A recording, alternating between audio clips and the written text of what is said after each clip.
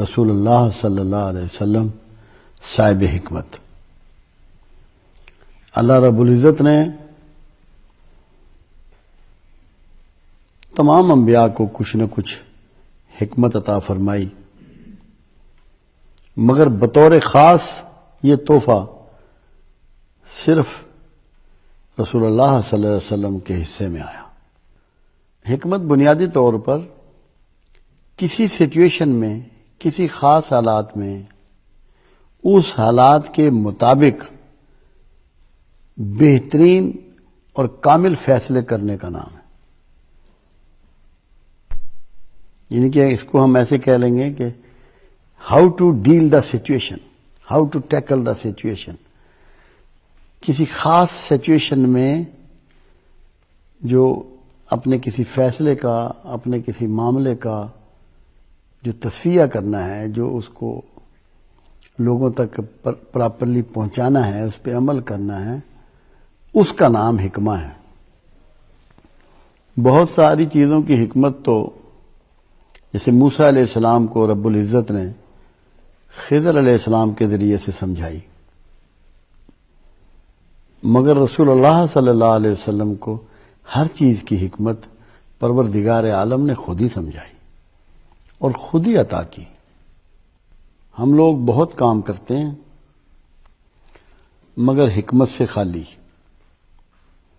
اگر اس میں حکمت موجود ہو اور یہ ٹیچنگ رسول اللہ صلی اللہ علیہ وسلم سے ہم حاصل کریں اور اس آپ کی کریمانہ سنت پہ عمل کریں، تو ہمارے وہ مسائل جنہوں نے ہمیں پریشان کر رکھا ہے، جو ہم ہر وقت بے چین رہتے ہیں، کرب میں رہتے ہیں، ناکامیاں اٹھاتے ہیں، بے شمار مسائل از خود بغیر کسی خاص جد و جہد کے حل ہو جائیں اگر ہم حکمت کے طریقے کو اپنا لیں۔ اور جیسا کہ اللہ نے فرمایا آپ کے لیے کہ تم تزکیہ نفس کرتے ہیں اور حکمت سکھاتے ہیں۔ اگر آپ کا نفس پاکیزہ نہیں ہے، مزکی نہیں ہے،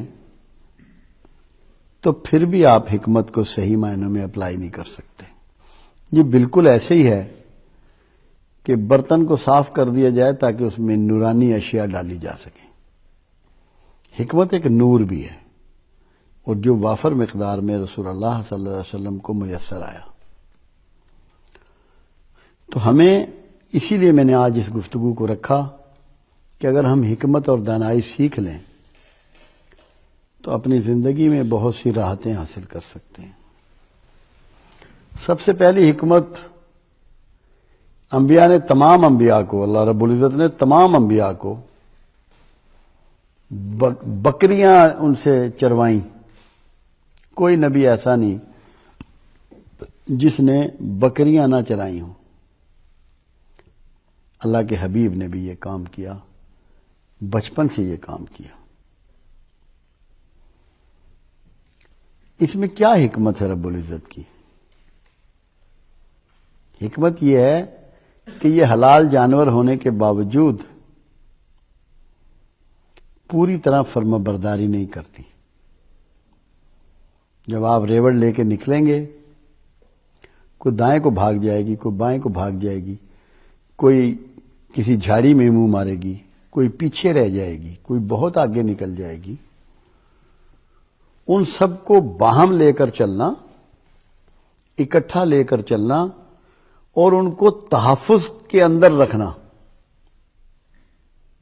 تحفظ کے اندر رکھنا، ان کی حفاظت کا بھی بندوبست رکھنا، یہ انبیاء کو سکھایا گیا تاکہ ان میں قوت برداشت پیدا ہو، صبر پیدا ہو، اور جب ان کا واسطہ پڑے، جب لوگوں کو وہ دین کی دعوت دینی شروع کریں تو جو لوگ ادھر ادھر بتک جائیں ان پہ بے صبرا نہ ہو پیغمبر، اور ان کو سب کو کور کر کے ساتھ لے کر پورے پیشنس اور برداشت کے ساتھ اپنا دعوت کا پیغام جاری رکھے۔